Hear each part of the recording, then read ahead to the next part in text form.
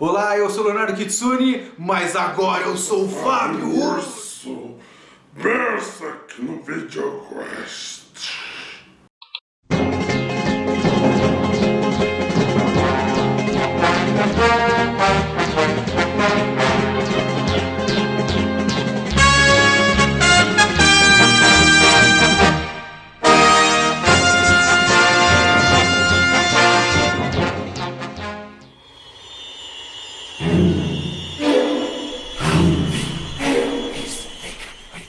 A qualidade aqui da nossa produção, você sabe que é de altíssimo nível agora que a gente tem o padrinho, né? Vai ser tão boa quanto o anime. Vai ser perfeito.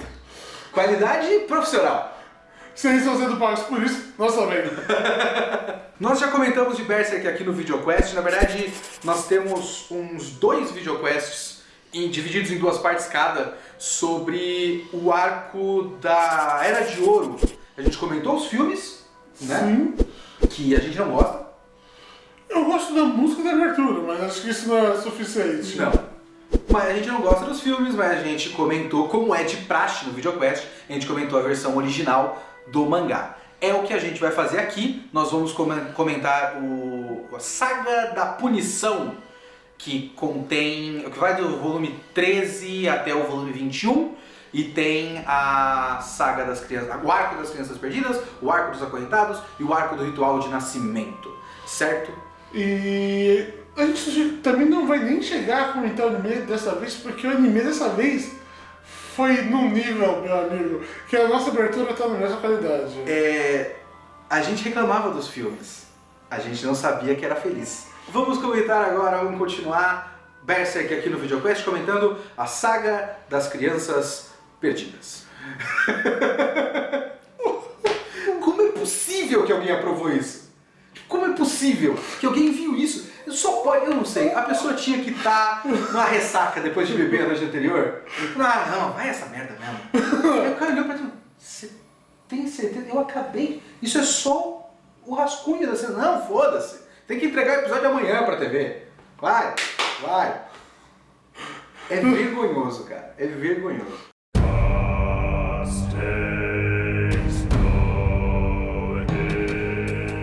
O Arco das Crianças Perdidas é um arco pós-eclipse, onde depois que o Guts escapou do eclipse com a casca, é um arco que mostra ele vagando por aí como espadachim negro. O que a gente viu no começo do mangá, que Sim. tem o arco do espadachim negro. O arco também, ele é o último arco, talvez o segundo último arco normal de Berserk. O segundo último arco? Por causa que o arco dos acorrentados, ele não é exatamente um arco, é bem curto. E o arco da ressurreição, eu nem sei se eu posso considerar ele um arco tão Berserk como as pessoas imaginam Berserk. Porque as pessoas têm uma ideia. Essa ideia que as pessoas têm de Berserk, eu acho que ela não se sustenta lendo o mangá. Não, se você ler o mangá, quanto tempo dura o arco do espadachim? O arco do espadachim negro é 3 volumes no começo. Então, é isso e o arco das Crianças Perdidas. São os Que únicos são arcos. uns 3 volumes ali no meio também, do 13 ao 15 ou 16. Eles são os únicos arcos em que o Guts age como as pessoas imaginam que o Guts age, estereotipicamente. Que é um guerreiro solitário matando monstros por aí. É só nesse trecho. Porque no meio disso tem o arco da Era de Ouro, que é ele num grupo, né? Com um grupo de amigos. O arco da ressurreição é ele Formando um novo grupo. e atrás da pessoa que ele ama. Sim. E pós isso, é ele com uma puta galerinha de amigos. Esse papo de que agora o Guts tem um grupinho e papapá. Não, Cara, não é isso. isso é 80% do mangá. Você gosta bastante desse arco, né? Eu vou dizer que eu gostava mais quando eu era adolescente, mas eu gostava mais por motivos de heavy metal. Porque a gente tem que lembrar que Berserk é um seinen, mas ele é bastante adolescente. Ele tem temas muito pesados, de verdade, mas ele é basicamente adolescente. Ele é violência, tripas, peitinhos, também. Tem um trecho nesse arco que o Guts está falando com a menininha, essa menina conta a história do conto do Pircaf. Ele fala pra menina alguma coisa do tipo, mas o que você está se envolvendo agora não é um conto de fadas para crianças, é uma história com morte e sangue. Se você se envolver mais, eu não sei se eu vou conseguir parar a minha espada. É bem bobo, cara, bem bobo. É bem legal, mas é bem bobo. Então, realmente o Berserk funciona muito quando você tem 16, 17 anos. Então, funciona de jeitos diferentes quando você tá mais velho, mas funciona perfeitamente com 16, 17 anos. Então, tipo, eu lembrava muito mais do, porra, tem um monte de sangue, um monte de batalha, ele luta com aquela mina no ar. Então, tipo, a memória que eu tinha era de meu 16, 17 anos. O arco da punição, ele não é só um arco só por causa que o autor quis, né? Todos os 3 arcos, eles estão trabalhando um tema em comum. Os arcos dentro da saga, né? Os 3 pequenos trechos dessa saga que a gente tá falando. Eles vão trabalhar temas comuns que vão juntar no final. Eu gosto dessa parte por causa que ele trabalha muito, por exemplo, o tema da infância. E como nesse mundo não é permitido as crianças terem infância. Então, sei lá, seu pai é bêbado, você é abusado sexualmente, ou você é mandado pra guerra. Ninguém tem uma infância simples e feliz no campo idílico com a felicidade. Não é isso. Parece que é horrível, né? É uma sensação de que ninguém é poupado disso. E isso é trabalhado nas 2 personagens desse arco, né? Como as 2 trabalharam com o fato que elas não tiveram de fato uma infância e que o Guts também, se parar pra pensar, não teve uma infância. E é um arco sobre fantasia. É um arco sobre coisas que não aparentemente são reais, não podem ser reais, mas são reais, e também acreditar que elas são reais. É só ver que a menininha que vira a pseudofada, que na verdade ela vira uma apóstola dos mãos divinas, né? Mas o que ela se compara com o Pircaf do conto de fadas, e aí ela vai atrás de tornar-se, de certa forma, o Pircaf do conto de fadas. E ela vira um monstro no processo. Ela vira uma fada de uma forma distorcida, né? É uma tentativa de fuga da realidade que não dá certo, mas de certa forma ela vai pro outro lado dessa realidade do mundo do Berserk, né? Que eu também queria dizer que esse arco, ele é mais uma vez você humanizar os apóstolos.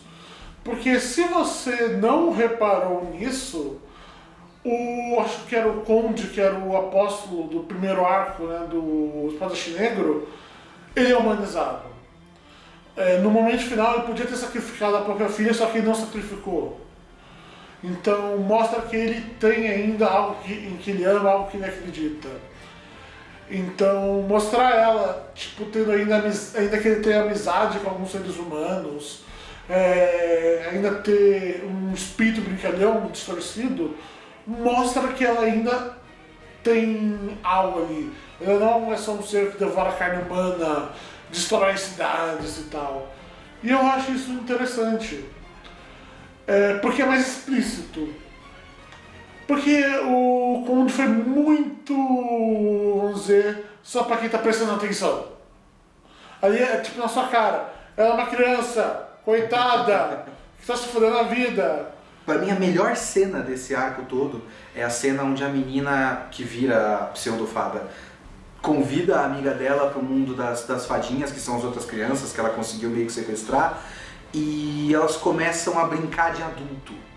E quando elas vão brincar de adulto, elas fazem uma guerra, se matam de fato, né? Elas pegam lá as arminhas e decepam e cortam as pessoas e tal. E devoram uns aos outros? Devoram uns aos outros, e depois rola uma série de estupros, né? Porque é isso que as crianças veem no mundo dos adultos. Essa é a única coisa que existe. O único futuro à frente dessas crianças é um futuro de guerra e estupro. E morte.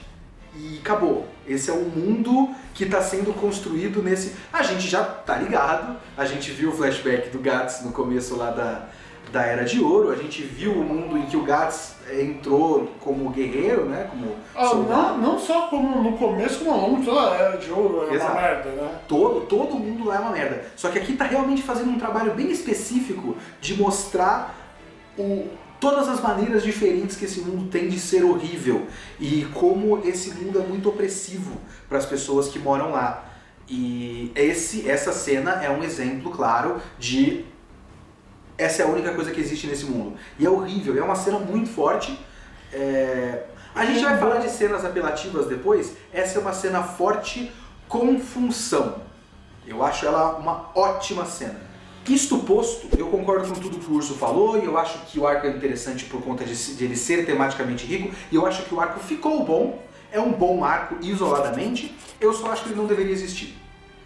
Porque uma das funções desse arco é também mostrar o que o espadachim negro anda fazendo por aí, porque começa a igreja a perseguir ele, a Farnese tá andando por aí. Assim, acaba com ele totalmente fodido. E, aliás, acaba com ele primeiro aceitando o Puck pela primeira vez como um companheiro de verdade, o que é importante mais pra frente, a gente vai comentar. Sim. E ele sendo capturado, porque ele tá completamente cansado, porque ele lutou contra muita gente. Isso é outra coisa legal desse arco, gatos lutando contra insetões. Eu acho muito da hora. Então, beleza. É um exemplo de coisas que o espadachim negro anda fazendo. E você junta com a primeira coisa que acontece no mangá, que é olha o espadachim negro passando por aí. Mas eu acho que, na minha humilde opinião de pessoa que nunca fez um mangá que vendeu milhões na vida, não sei até que ponto eu posso dar essa opinião, mas eu acho que nesse ponto seria mais interessante se a gente visse mais exemplos do que o espadachim negro anda fazendo por aí, mais curtos, do que um arco longo. Esse um arco longo, beleza que serviu para trabalhar esses temas um pouco mais aprofundadamente, mas dá a impressão que esse inimigo tem alguma importância. E esse acontecimento, tirando a maneira tematicamente, a maneira como o autor trabalhou tematicamente, esse evento não tem nenhuma importância. Tem mais importância o fato de que o espadachim negro está andando por aí. E a gente vê, sentir o tipo de coisa que o Guts tem que fazer nessa vida horrível que ele viveu por 2 anos. Esse arco não dá a impressão de passagem de tempo de 2 anos e não é um bom exemplo de tudo que ele passou. Eu preferia que fossem mais pequenas coisinhas e não uma grande coisa. Mas enfim, o arco em si, a história sendo contada, é uma boa história bem contada. E aí, terminando esse arco, Guts capturado, o arco dos acorrentados, um arco um pouco mais curtinho, a gente fala dele agora.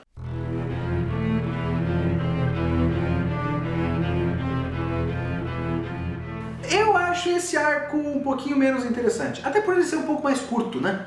Ele é menos independente e mais um pré-ritual de nascimento, né? É o encontro do Guts com a Farnese e com o Sérpico, também e com o Azan, né? Que acabam fazendo parte do grupo do Guts mais pra frente. Eu acho que ele tem pontos interessantes, porque a gente está começando a criar a ideia da religião desse mundo, mas eu acho que o principal do arco é a construção da Farnese nesse momento, pra gente ver o que ela se torna depois. E a Farnese é uma personagem muito complexa, né? No próximo arco tem o trecho e fala que ela ficava vendo na janela dela os hereges sendo queimados vivos e ela ficava fascinada com o fogo e a questão de ela ser uma pessoa vazia e que preenche esse vazio com a religião, né? Puta crítica social foda, meu! Era interessante de qualquer forma, mas puta crítica social foda. O que eu acho é que isso Eu não acho que é tão relevante no Japão pra eles fazer isso com uma crítica social. Pois né? Curioso isso. É que o japonês tem um pouco uma fascinação por essas religiões de fora, que é sempre meio mal interpretado, assim. Sempre superficial, mas também é da maneira que a gente retrata monges budistas, sempre como, sei lá, Shaolins. É a mesma coisa desses caras pegando a religião ocidental e colocando no mangá desse jeito, né? Assim, Eu considero que isso se chama troca cultural. Isso. Eu mal interpreto sua cultura, você mal interpreta a minha cultura. Todos ficamos muito tristes juntos. Globalização. Eu acho que esse vazio dessa personagem é representado de maneira muito apelativa. Como eu falei, aquela cena da guerra, que tem da brincadeira de adulto das fadinhas, das pseudo-fadinhas, é uma boa cena porque ela é muito forte, mas ela representa algo. As cenas que ficaram icônicas dessa personagem, ela se esfregando na espada, o cavalo tarado e tal, essas cenas representam algo, têm uma função, mas também representam algo que a gente já tinha percebido com a leitura. Nada daquilo é novidade. Aquele momento não é nenhuma grande revelação. É só o autor levando aquilo além da linha do limite. E aí eu acho só bobo e adolescente. São os piores momentos de Berserk, são quando ele é bobo e adolescente. Berserk está sempre transitando entre o forte e relevante e o forte e apelativo desnecessário. E às vezes ele é pungente e às vezes ele é ofensivo. Então essas cenas eu considero apenas ofensivas e bobas. Eu acho que a ideia central é que ele queria que ela tivesse um trauma para que ela pudesse trabalhar isso, para que ela tivesse algum tipo de pesadelo, para, sei lá, trabalhar o pesadelo e tal. Isso seria uma coisa interessante. A história dela olhar as fogueiras e ficar fascinada com isso já é uma imagem muito mais interessante. Não, sim, mas estou querendo dizer um trauma específico. Específico em relação à perca da fé. Ela, em relação aos monstros. Ela tem um monstro específico que assustou ela, em que ela fez ela questionando: existem monstros ou foi um sonho? Até porque ela não vê o Puck, né? Tem isso. O pessoal da igreja não vê o Puck. Porque o pessoal da igreja está, veja você, acorrentado pela fé. O fato de haver um monstro assustador, blá blá blá, é importante. Que traumatizasse ela. O cavalo estranho estrupador talvez não seja o melhor método. Esse é um trecho bem curtinho, apenas uma preparação para o próximo trecho da Saga da Punição, que é o arco do ritual de nascimento, e é aí que o bagulho fica sério. É aí que o bagulho fica louco.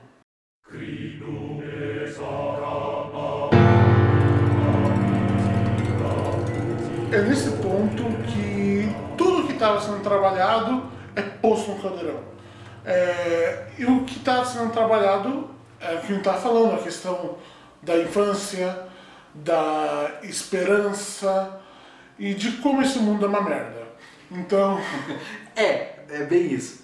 Porque o que está acontecendo no arco é que tem um monte de refugiados da guerra e da peste e da fome se reunindo em volta da Torre da Convicção, né, que você falou, que é a espécie de Torre do Vaticano da igreja daquele mundo. Na verdade é baseado num forte qual era a sede da Inquisição espanhola.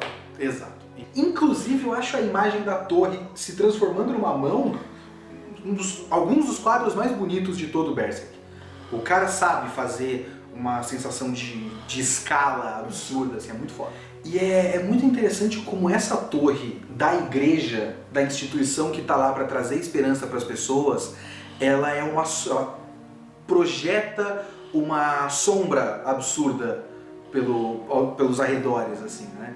E aquele monte de gente pobre, esfomeada, fugindo da guerra, praticamente morrendo, sendo forçada a ficar ali sob a sombra daquela coisa que deveria trazer esperança, é uma imagem muito forte. Tipo, no começo, quando você olha a torre e tal, você não começa para pensar, mas conforme vai andando, você começa a pensar: qual o tamanho real dessa torre? Não, é muito grande. E é do gigante de uma forma, tipo, assustadora. Como alguém construiu isso? Qual o tamanho disso? Foi o quê? Foi Deus. Então, faz 3 anos que acabou uma terrível guerra. A peste está se espalhando e está causando muita merda. E enquanto a peste está se espalhando, o pessoal está começando a se recuperar de uma guerra e do nada o rei morre por causa de quem já era velho e louco. Ainda tem a invasão Kushan, né? Tá acontecendo E nesse tem momento. invasão Kushan. Os caras estão chegando ali. Porque, tipo, acabou de acabar uma guerra gigantesca de 100 anos que custou muito no país, e aí, de repente, chegam os Kushans do outro lado. Então, nesse ambiente de todo mundo com medo, com fome, morrendo, doente.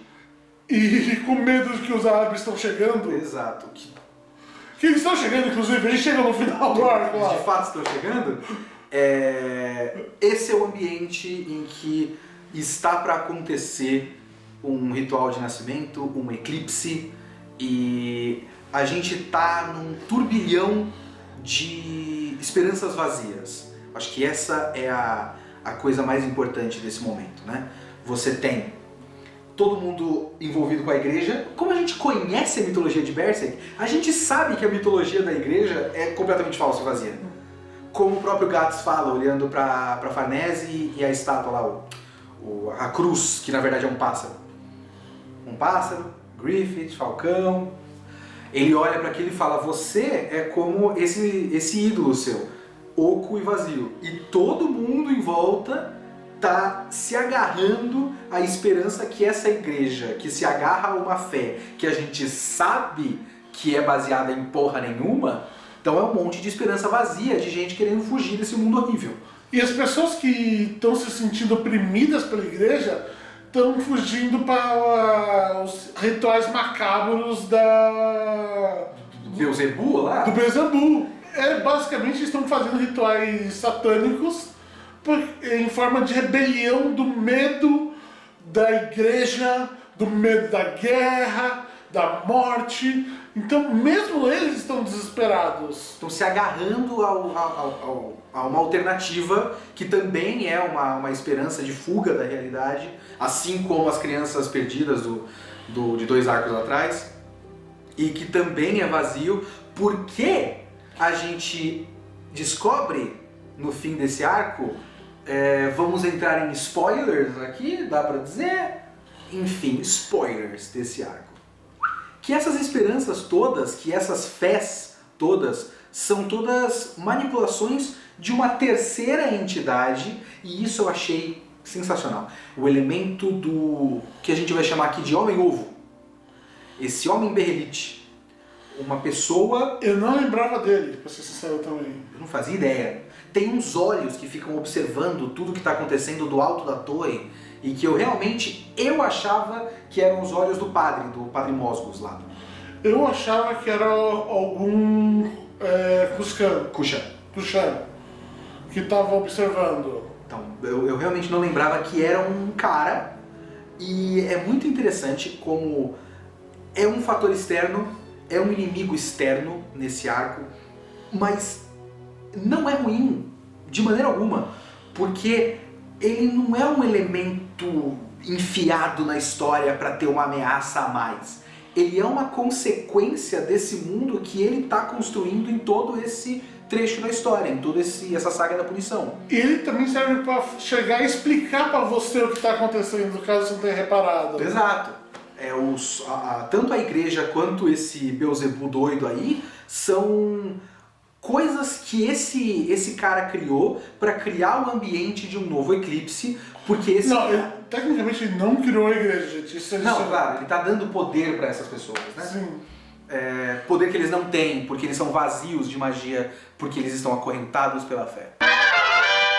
Ele deu poder para essas pessoas, porque ele está criando um novo eclipse, porque esse cara é um pária esquecido pelo mundo.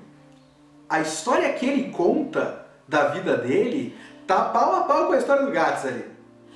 É difícil classificar qual é pior. Eu considero o Gats, porque é mais ativamente ruim, só que a dele é muito passivamente ruim. É muito ruim, porque esse é um cara que não tem nome e que foi esquecido à sombra da torre da igreja, e que é muito interessante. Esse cara foi literalmente esquecido para morrer e escorraçado pelas pessoas quando viram ele, consideraram ele um monstro, e ele entrou numa caverna e a caverna foi sendo despejada, uma série de cadáveres. Então a vida dele foi nunca ter identidade, nunca ter uma vida e ser cercado de morte e soterrado por morte. E aí ele viu 4 anjos, que são os mãos divinas, tirando o Griffith, no caso, que provavelmente isso aconteceu antes do Griffith virar o Fent. E ele renasceu, como o desejo dele foi que ele vai poder criar um mundo perfeito. E é muito interessante o fato, primeiro, de esse cara ser literalmente um ovo que vai trazer vida para um pássaro. Sim. E é muito doido que ele engula o feto da casca com o Guts. Sim. Que é só uma doideira do caralho e é mais uma das ironias horríveis da vida do Guts. E eu não lembrava do feto, Só lembrava do feto, eu lembrava que o feto virava. Só que eu achava que o feto que virava e pronto, eu sabia que eu não lembrava que ele era engolido por um cara ovo que levava ele pra virar. Não lembrava de nada. Mas é muito foda, porque assim, esse arco todo, a gente acha que o inimigo de verdade é o Mosgus e a igreja, quando na verdade o Mosgus e a igreja estão sendo manipulados pelo ovo, e na verdade o ovo está sendo manipulado pela mão divina e pelo Griffith. E tudo isso que foi péssimo, por exemplo, numa história como Naruto, que foi todo um momento horrível no final do mangá, aqui foi tudo amarrado tematicamente, porque tudo isso é consequência desse lugar horrível, desse mundo horrível, um mundo que precisa desesperadamente de esperança. Ele busca esperanças em várias coisas vazias, enquanto a gente encontra esperanças em alguns personagens. Exato, porque a alternativa que o mangá dá para essas loucuras, esses sacrifícios absurdos em troca de algo melhor que a gente vê lá os hereges, a igreja e o próprio Homem-Ovo, a alternativa é o caminho, por exemplo, da Luca. Que é uma pessoa que é simplesmente autorista. Isso, eu gosto muito da personagem da Luca. Primeiro por isso que você, quando a gente estava fazendo a pauta, o Urso notou muito bem que ela é uma esperança através dos laços e relações humanas, né? Acima de você tentar jogar isso na mão de Deus e o caralho a quatro, o que ela faz é ser boa com as pessoas e ajudar o próximo e criar uma corrente de ajuda ao próximo e ela ser o catalisador da bondade nas pessoas. Isso é bem legal. Eu gosto da Luca porque num mangá como Berserk é muito bom que exista uma personagem como a Luca que é simplesmente uma boa pessoa. Que é algo que não existe em Berserk. Não existe. Ou as pessoas são covardes, ou são fracas. Existem raras, poucas que são boas pessoas. E ela é uma pessoa com um bom coração, que ajuda o próximo. E é legal. É uma das melhores personagens de Berserk, pra mim. No mangá, que se define como isso é uma história com sangue e tripas, não é como um conto de fadas que você gosta, sua criancinha. É legal que a Luca exista. E a Luca dá o exemplo pro Guts, porque esse é o momento em que o Guts começa a formar o grupo dele, porque o Guts era um cara que passou o arco da Era de Ouro construindo laços, e os laços foram metidos pelo cu dele e ele se fudeu muito por conta disso, né? Todos esses laços eram construídos por conta de um centro que era o Griffith, que na verdade tudo que ele estava construindo era, por conta de ele ser predestinado a isso, era de uma maneira ou de outra criado para ser sacrificado, e a esperança real tá em criar laços de verdade com as pessoas. E é aí que ele começa a conhecer as pessoas nesse arco. Sim, começa com o Isidoro primeiro, que vira amigo dele mesmo. Começa com o que você tinha falado do Puck ser aceito por ele lá no arco. É verdade, embora o Puck já estivesse, ele ainda não era. Ele não considerava o Puck um amigo, considerava uma peste que seguia ele. E aí ele finalmente aceita. Então você tem o Isidoro, tem a Farnese e o Sérpico e o Azan, que conhecem ele aí e vão acabar seguindo depois. O Guts se torna uma luz de esperança para Farnese, assim como a Luca é uma luz de esperança para as amigas prostitutas dela. Tem um momento que é o ovo que fala da menina que é covarde, e fala que quando ele viu a alma dessa menina covarde, ele viu que tem uma luz dentro da alma dela que é a Luca, né? Porque é muito curioso também que o Homem-Ovo conte a história dele pra Luca, que é a única pessoa boa de todo o mundo de Berserk. E a própria Casca, que tem um momento muito bonito quando o Griffith ressurge e é uma página dupla onde o Guts olha pro Griffith, mas aí lá no fundo tem a casca. Então o que eu quero aqui? Eu quero vingança ou eu quero proteger as pessoas que eu amo? E ele acaba escolhendo proteger as pessoas que ele ama acima da vingança. Então, num turbilhão, num caos de violência e sonhos perdidos, o Guts acaba encontrando o verdadeiro caminho dele. Que é o amor. Que é o amor. Olha que bonito.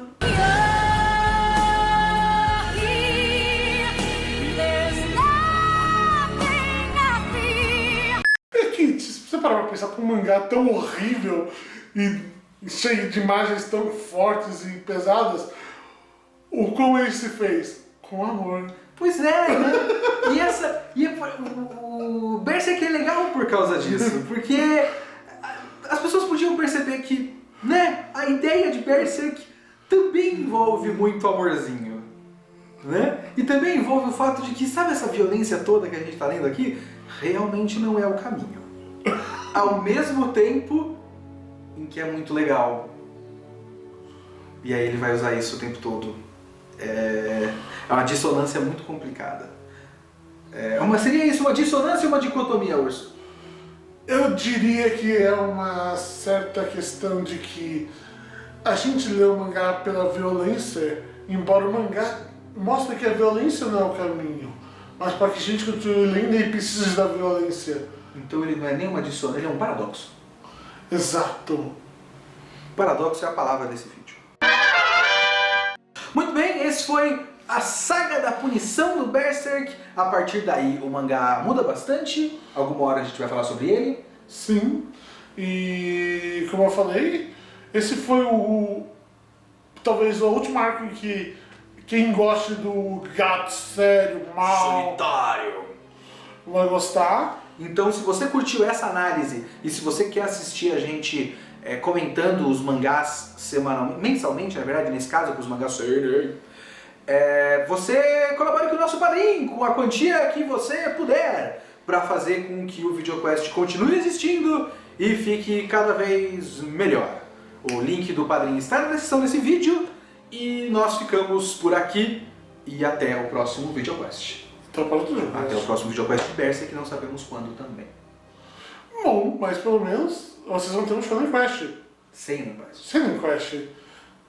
E no inverno, eu acho, que é quando ele prometeu que volta. Será que esse vídeo vai pro ar antes dele voltar? Eu não sei, eu espero que sim. Falou.